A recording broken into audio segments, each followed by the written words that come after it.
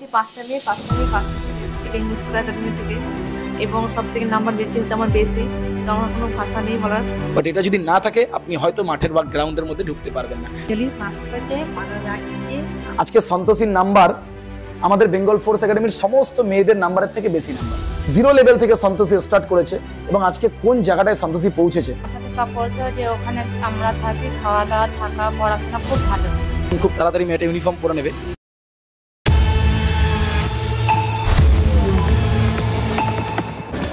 My dear all of you, কতটা গর্ব হয় না যখন অনেক পরিশ্রম আপনি করছেন, অনেকটা স্ট্রাগল আপনি আপনার লাইফে করেন, দিন জেগে রাত জেগে অনেকটা পরিশ্রম করার পর যখন আপনার সফলতায় সবার প্রথম আপনার মাতা এবং পিতা যে ব্যক্তি আপনাকে লালন পালন করে তাদের মুখের মধ্যে একটা মিষ্টি হাসি ফোটে। আজ সন্তোষীর জীবনের সেই দিনটা, যেই দিন সন্তোষী যখন এখানে ভর্তি হয়, কতটা 0 লেভেল থেকে সন্তোষী স্টার্ট করেছে এবং আজকে কোন জায়গাটায় সন্তোষী পৌঁছেছে। আজকে সন্তোষীর নাম্বার আমাদের বেঙ্গল ফোর্স একাডেমির সমস্ত মেয়েদের নাম্বারের থেকে বেশি নাম্বার। সেই মেয়েটার, যেই মেয়েটা একদিন ক লিখতে কলম ভাঙত, হিন্দির অওয়া কথা জানতো না। সন্তোষী ঠিক বলছি? এবার আসুন সন্তোষীর মা, তার মামি প্রত্যেকের সাথে একবার কথা বলবো যে তাদের কতটা ভালো লাগছে আজকে তার সন্তানের এই সফলতার উপর। কেমন লাগছে আপনার? আমার খুব ভালো লাগছে। সন্তোষীর আপনাদের বংশের মধ্যে প্রথম মেয়ে যে ডিফেন্সের প্রস্তুতি করছে। সন্তোষীর এখানকার পড়াশোনা, এখানকার খাওয়া দাওয়া, এখানকার থাকা নিয়ে আলোচনা করতে হবে। হ্যাঁ, আমার সাথে সব বলতে যে ওখানে আমরা থাকি, খাওয়া দাওয়া, থাকা, পড়াশোনা খুব ভালো। আচ্ছা, আজকে আপনাদের পাড়ার মধ্যে এবং আপনাদের সমাজের মধ্যে যখন খুব তাড়াতাড়ি মেয়েটা ইউনিফর্ম পরে নেবে, তখন প্রত্যেকে আপনার উপরে একটা নজর তাদের আলাদা চেঞ্জ হয়ে যাবে। প্রত্যেকে সন্তোষের জন্য আপনাকে চিনবে, প্রত্যেকে আপনাকে রেসপেক্ট করবে, সম্মান করবে সেই জায়গাটায়। আজকে আপনি বলুন যে আপনার কেমন লাগছে?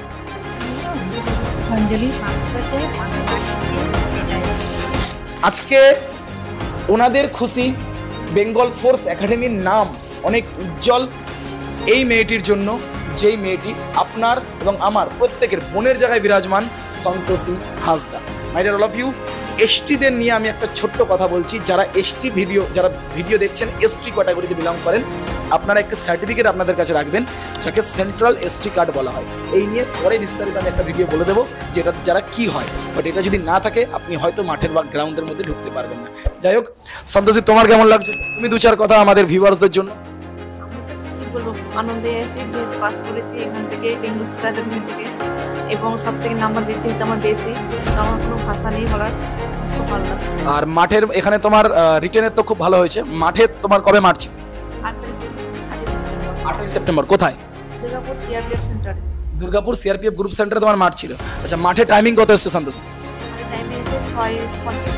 আর তোমরা কখানা মেয়ে গেছিলে বেঙ্গল ফোর্স একাডেমি থেকে? 5টা মেয়ে পাস করতে। 5টা মেয়ে এক চান্সে, এবং 5টা মেয়ে এক্সিলেন্ট না নর্মাল পাস?